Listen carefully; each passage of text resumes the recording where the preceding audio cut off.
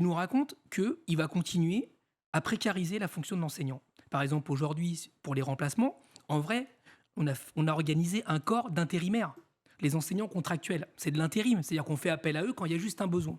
Mais ces enseignants ne sont pas forcément bien formés, ou alors ils sont complètement dépendants de la liberté managériale, ce qui est préconisé, notamment à Marseille, etc., d'un chef d'établissement qui va faire appel dans la ressource locale pour combler les trous et combler les vides. Ça, c'est la logique en mode McDonald's. Ok, on y va à fond. La question qui se pose, c'est que ça montre aussi la vision qu'il a de l'enseignant. Par exemple, la différence que j'ai avec Emmanuel Macron, elle est centrale.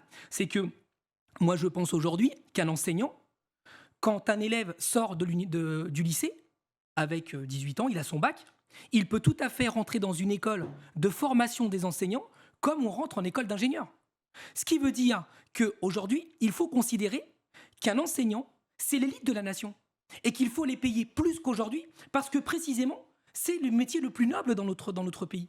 Donc la question, c'est pas est-ce qu'il faut les augmenter de 1 euro ou 2 euros, c'est pas la question. C'est est-ce qu'on considère qu'un élève qui sort du lycée pour devenir enseignant et qui va suivre une école qui doit être créée, elle a existé il y a 50 ans, qui doit créer des enseignants, un corps d'enseignants fiers de ce qu'ils font, doivent être payés aussi cher qu'un ingénieur et avoir un revenu pour cela, comme on paye les polytechniciens ou enseignement les élèves de l'ENA, est-ce que c'est ça l'avenir ? Moi, je pense que oui.